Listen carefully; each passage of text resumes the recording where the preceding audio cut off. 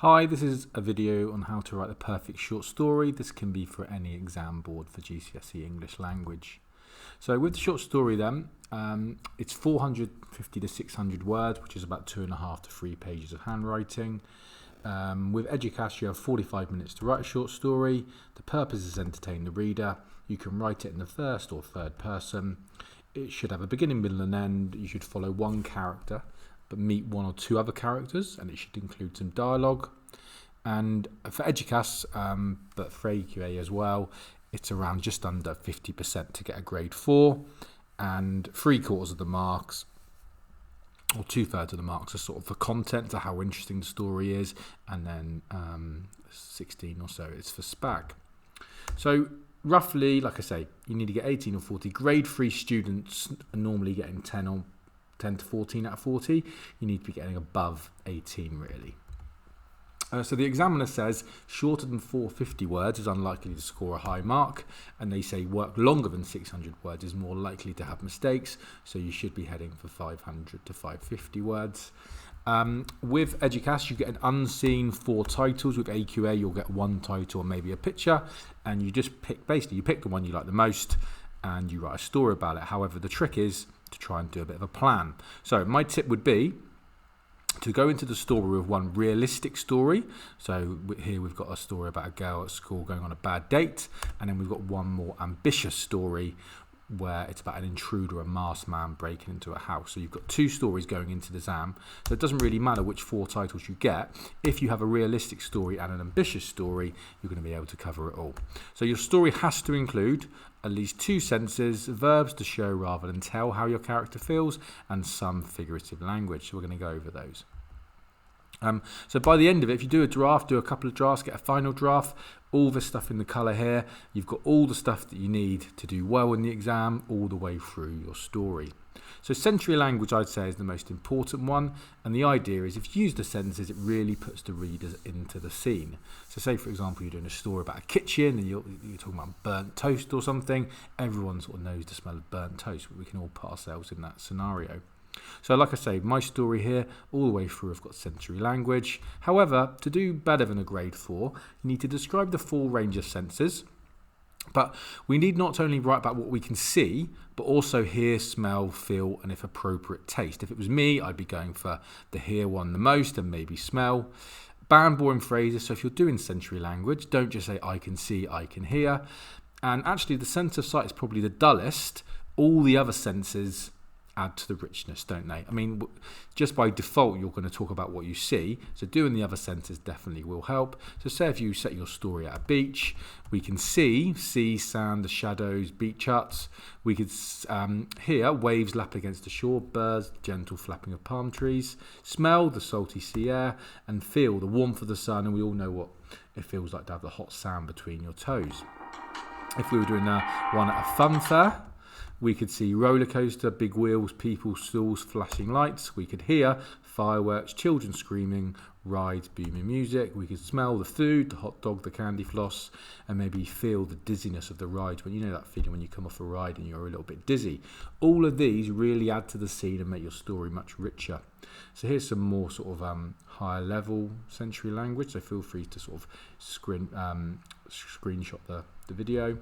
So my story I've got is about one of my stories is about a catfish, and the story, I'll read the first paragraph. The thought of doing the awkward hello made Chloe want to cringe. She typed in our passcode and scanned his profile for the millionth time. She liked his freckles and golden blonde hair. The stench of fatty fast food wafted around the platforms as the speaker system screened his train's arrival. Chloe felt her pulse race and her legs turn to stone. Her red balloon hovered pathetically in the breeze as she looked up towards the gigantic clock. It struck 12 and the chime boomed through the station. Chloe felt her face drain of colour. It was time. So just in that opening paragraph, I've got touch, I've got smell, and I've got sound, really giving the sensory language of the story. So figurative language, okay, so here's sort of, again, feel free to sort of screenshot the video. The idea between figurative languages, it makes your writing more interesting, makes it engages the reader more, plays with the word's literal meanings, makes it more fun, and again, like sensory language, allows the reader to visualise a scene. So again, all the way through, I've got some figurative language. Although one mistake a lot of students make is they use sort of like 4 or 5 similes. If it was me, I'd be using 1 or maybe 2 of each example if you can. You can also use a bit of deforest. You're not going to use probably things like statistics in a story, but you'll definitely use things like direct address, alliteration, rule of 3, emotive language. So again, the same paragraph which we just read about the catfish, and with the sensory language, I've also got hyperbole, I've got alliteration, I've got personification, I've got metaphor, and I've got onomatopoeia. So again, just in those one paragraph, I've got loads of sensory language, loads of figurative language. And again, further on down the catfish story, feel free to pause the video and read if you like. I've got onomatopoeia, I've got similes, I've got alliteration, I've got sound. I've got short sentences. Remember, short sentences are really good if you want to quicken the writing and actually bring attention to something. In this case, I put it was a man, an old man, bringing attention to the important part of the story, that the catfish is not the person she thinks she's going to be. But again, like I said, we've got 3 similes here in one paragraph. I would say that is probably a weakness of the story. You shouldn't really have 3 similes, let alone in the story, let alone in the whole paragraph. Okay, show, don't tell. So try not to give all the details of the plot straight away. Make the reader work out what is going on. So again, we don't want tell sentences like she was unbelievably tall. We want show sentences like she towered above me like a skyscraper. Again, we don't want a tell sentence like the woman was tired. We want the woman yawned. So all the way through. So if you have any sentences like the man was nervous, try to tell me physically how he was nervous. Okay, again, same opening paragraph from the catfish story. So in my blue, I've got, it's a train station, but I've not said straight away it is a train station. I've used words like platform, speaker system, gigantic clock, all giving clues that it's a busy train station. And just in the last or second to last sentence of my paragraph, I've used the word station. And again, try to make the reader work out what the story is about. I haven't just said Chloe was waiting for a date. I've got things like the awkward hello. She typed in her passcode, his profile. All of these things are maybe intimating to the reader that maybe it's like an online date. Okay, strong verbs. This is linked to show, not tell.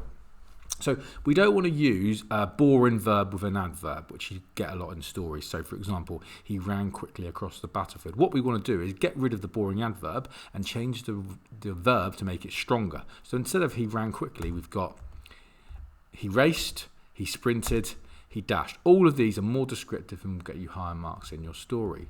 So again, what I did with my students was I gave them 4 random sentences. I said, get rid of the adverb and change the verb to make it stronger. So instead of she ate the burger horribly, I've got she inhaled the burger. Instead of he spoke very aggressively, he yelled. Instead of she looked at the man secretly, she peeked.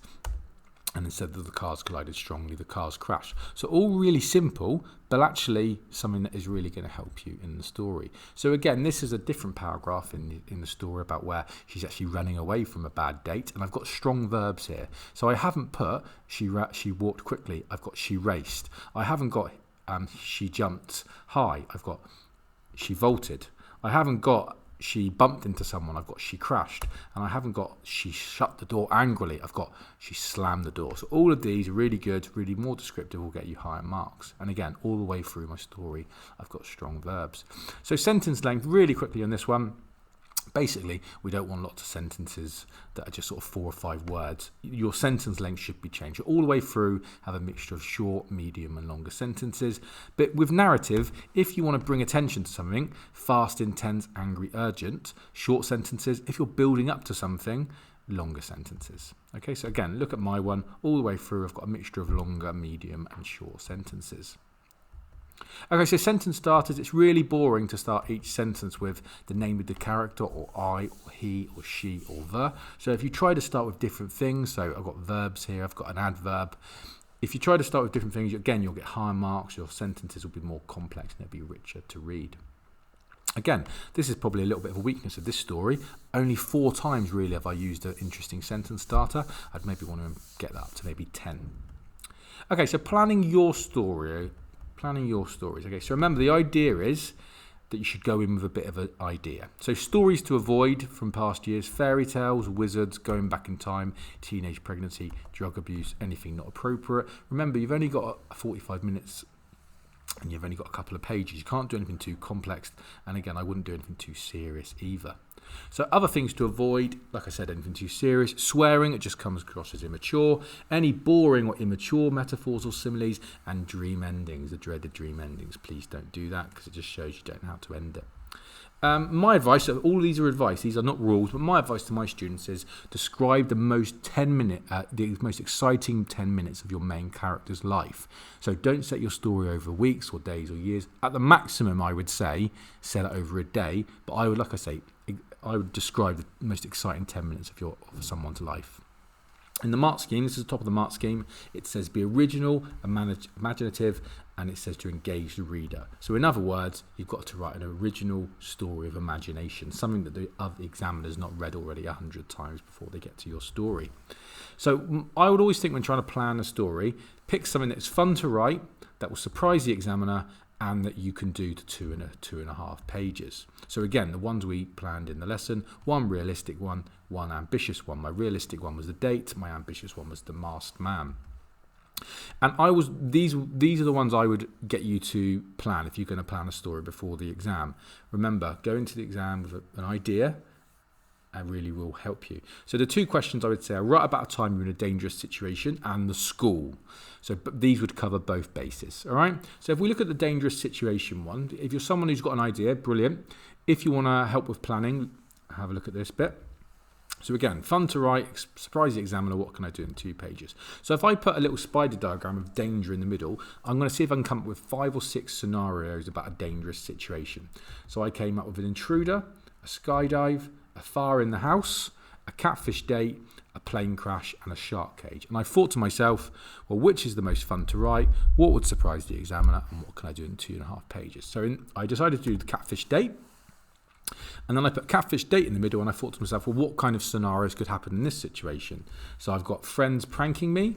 I've got an old horrible man turns up. I think it's a catfish, but my real date turns up at the end.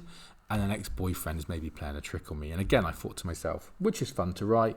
What would surprise the examiner? And what can I do in 2.5 pages? And I decided to do, I think it's a catfish, but then my real date turns up at the end. And again, last thing to plan, I would say, is scenarios, settings, locations. So my advice would be to pick somewhere was fun to write, surprise the examiner, but also that is really good for a sensory language. So I wouldn't pick anywhere that's too quiet because it's hard to do sensory language. So I've got a fun fair, a beach, a train station, a party, festival.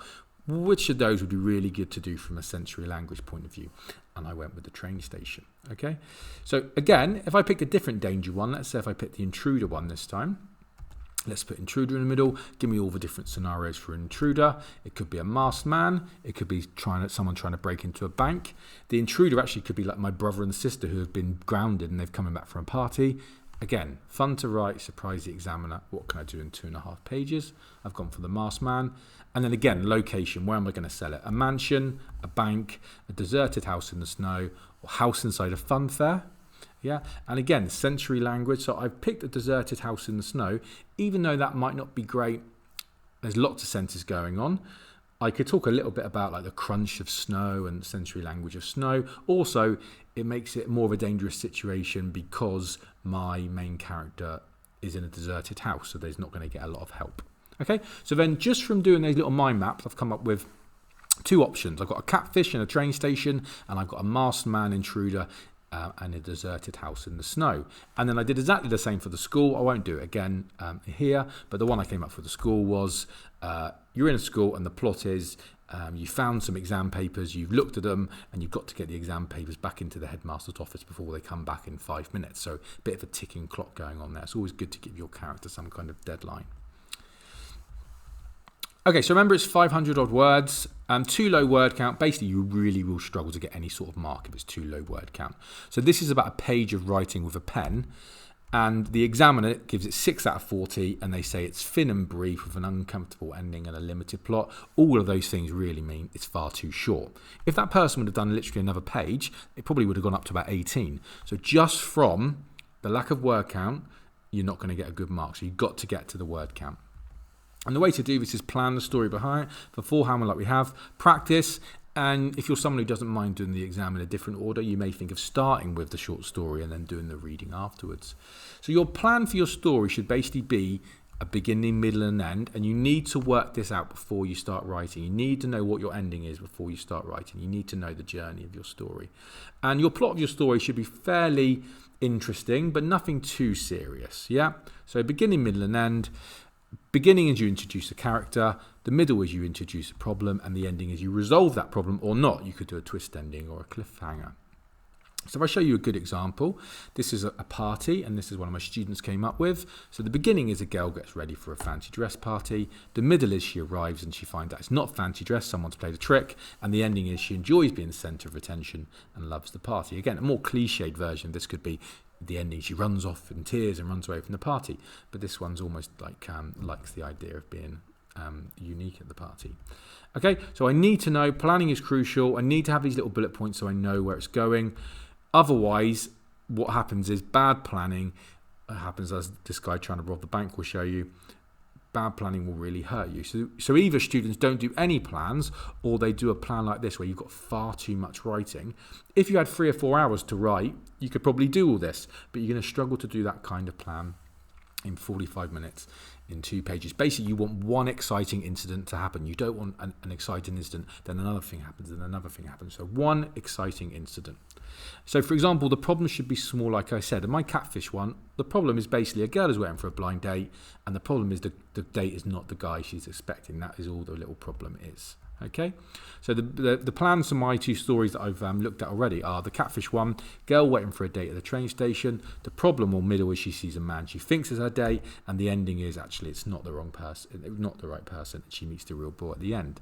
My plan for my masked man one is the beginning, a masked man walks towards a deserted house with a gun. The girl is on her own. The middle is he breaks into the house, and the ending is the girl runs across the ice, and it's a bit of a twist ending. She falls into the ice, and the masked man actually rescues her. That's my twist ending. So deciding on your story, there's a few other things you've got to decide. First or third person, where you're going to sell it, time, and tense. So we have covered this a little bit, but basically a big decision to make is first or third person.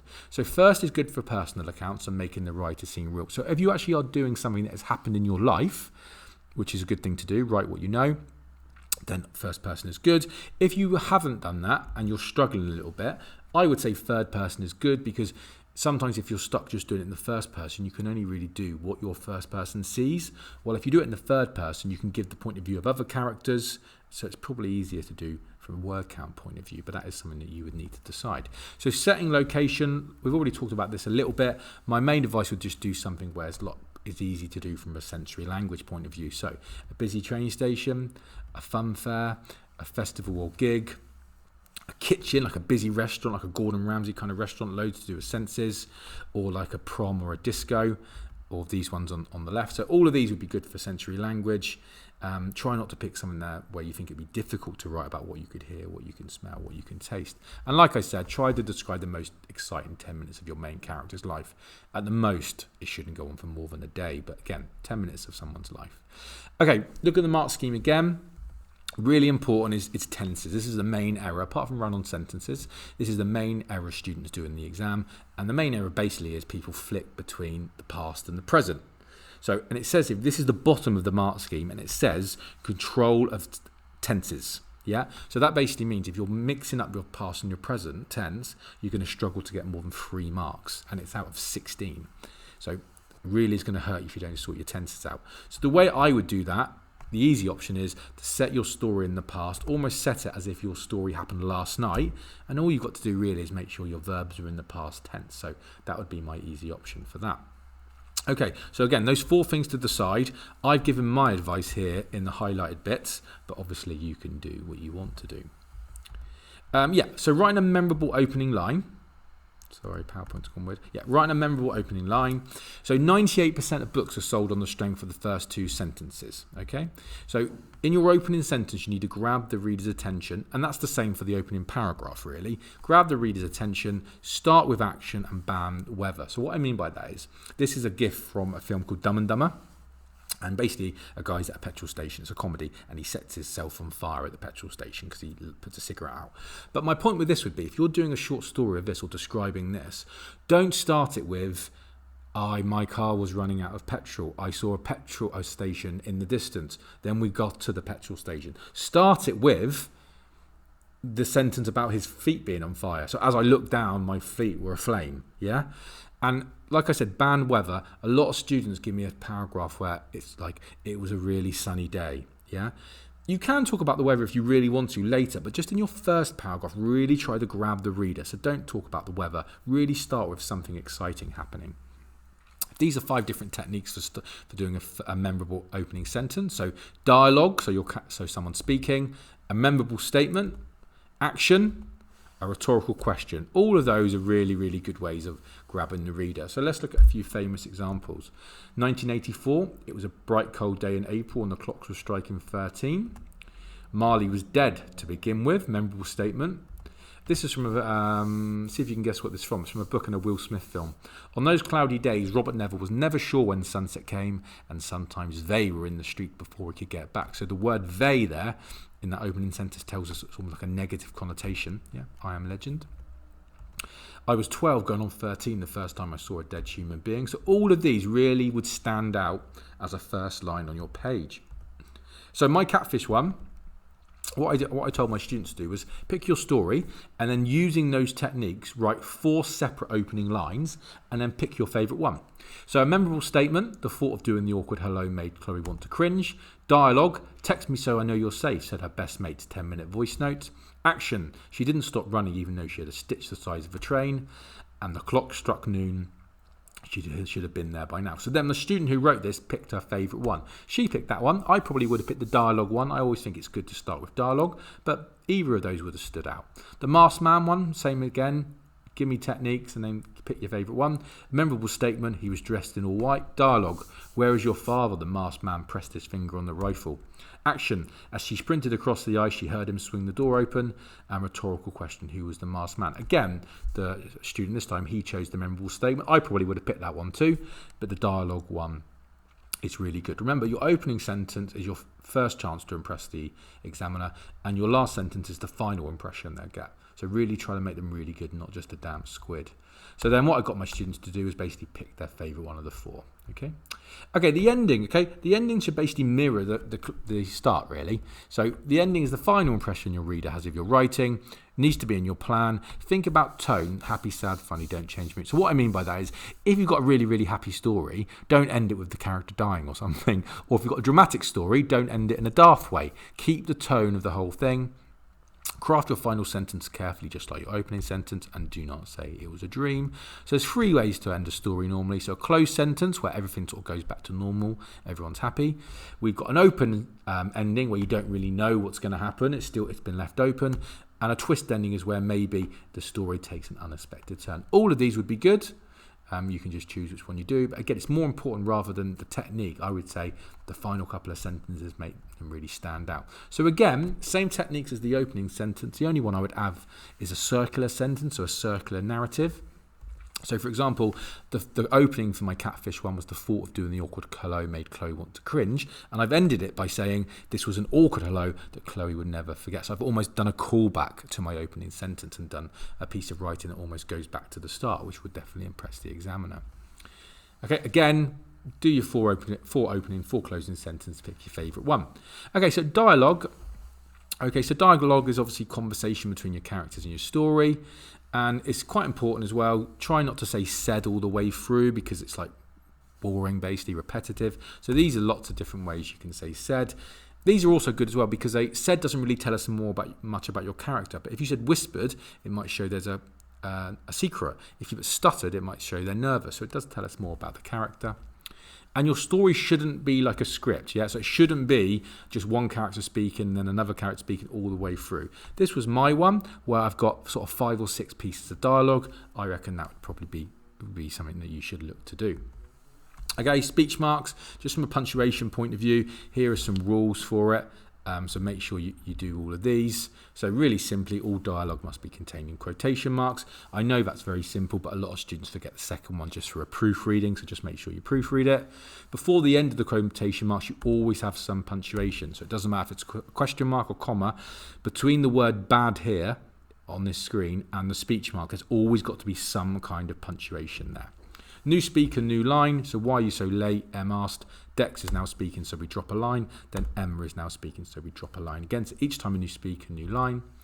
So what I got my students to do was copy this out and basically put the correct punctuation in and drop line. So you could do that if you wanted to do. So something like that. And last one as well, a quoted sentence begins with a capital letter. So a lot of people, when they're quoting someone, use a small, like a lowercase letter. It's got to be a capital letter. Again, I got my students to do an activity where they put all the punctuation in and dropped lines when appropriate. So that turns into that. So you could do that if you wanted to. Okay, so the biggest fail that students have is run-on sentences. Okay, so this is where you've got a couple of sentences put together, but with no punctuation or incorrect punctuation. So that's what we get sometimes. Jack came home from work early. He had been feeling ill all morning. Something has to go between her early and he. So this student would get a mark down because they put nothing there. And again, a comma is wrong. Okay, so it's really important because if you look at this one I've marked, this student would have got a grade 5, but because of all the run-on sentences mistake, their SPAG mark went so low they probably would have got a 3. And the way to fix run-on sentences are either to split it into 2 sentences with a full stop, nice and easy, or a comma and a connective. So put the comma, you can have the comma, but then I need a word like so or and or because. So you should do a mixture of these really. You wouldn't want to break it into 2 sentences all the time because it'd be really repetitive, but I guarantee it's the biggest mistake students make with SPAG. If you're someone who does it, if you stop doing it, you could probably gain 7 or 8 marks really easily. The hardest thing about doing the first draft or doing the story is just getting the story done. So what I said to my students was almost forget about all the stuff you need, just get your first draft done, then after that go through this and try to make sure you have all of these stuff in your exam. Yeah, so look at this stuff, and then once you've done your first draft, try to polish it all up and then add all of these things here. So once you've finished, you need your plan at the top of your page, all in one tense. Remember what opening and final sentence is. Make sure you've got 5 examples of sensory language, 1 short sentence per paragraph, some figurative language, strong verbs, some dialogue, and check your run-on sentences. That's a big thing that's going to gain you some easy marks. Okay, hopefully that's been some use to you, and good luck in the exam.